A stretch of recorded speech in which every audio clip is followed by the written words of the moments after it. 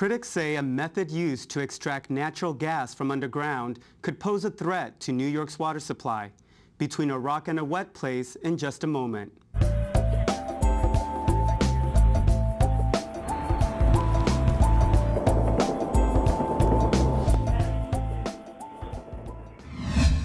New York City's tap water is considered to be among the best in the nation, but that reputation may be in jeopardy, all because of an environmental controversy more than 100 miles away.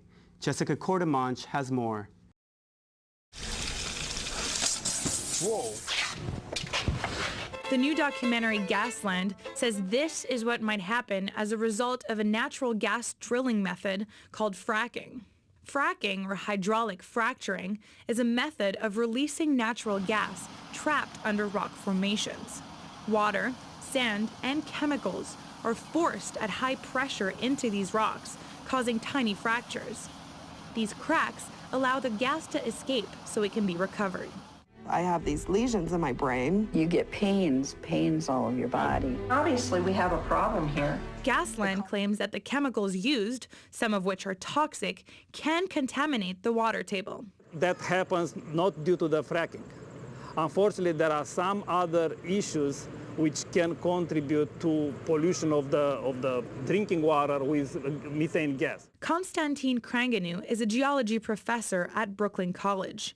He disagrees with the documentary. So you're telling me that there's zero probability that any of the chemicals they inject or the gas would seep back up those 4 layers? There is no such thing like a zero probability, but a very low probability.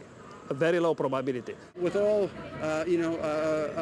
due respect to my geological colleague at Brooklyn College, I would tend to disagree with him. James Gennaro is a New York City councilman who is also a geologist. He's concerned because an area that has been identified as having large deposits of natural gas lies right beneath the primary source of New York City's drinking water.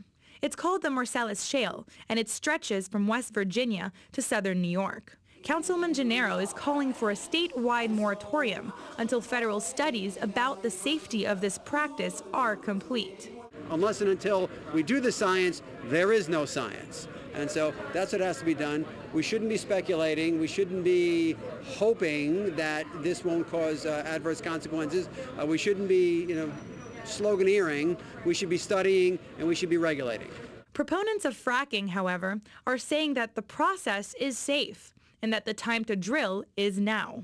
Chris Tucker represents the gas industry advocacy group Energy in Depth. You're talking about New York, a state with 900,000 people out of work, about a $9 billion shortfall, and just the potential to produce in upstate, a part of the country, part of the state, part of the country that could certainly use a boost. Marcellus production in Broome County, again, one county in New York, could potentially create 16,000 jobs in one county. The documentary Gasland shows people who say they've become sick because of fracking in their communities.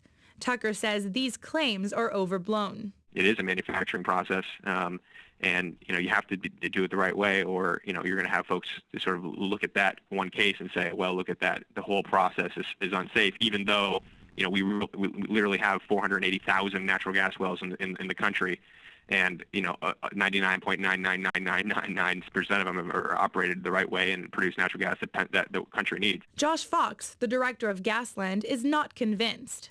Their main argument is saying that it might be possible that the health problems and the unusual occurrences that we see in your movie might not be directly related to fracking. It might be isolated incidents. How do you respond to that? Well, they've drilled something between 1,400 and 1,800 Marcellus wells in Pennsylvania. They've got 1,435 violations.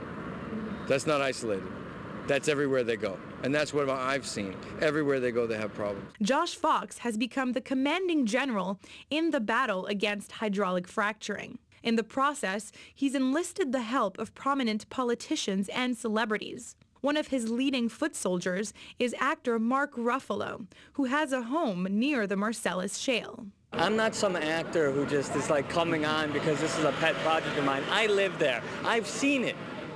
Legislation to impose a moratorium on fracking is currently making its way in Albany, and there are several studies looking into the environmental impact on the watershed areas upstate, where much of the water we drink begins its journey. For 219 West, I'm Jessica Cordemosh.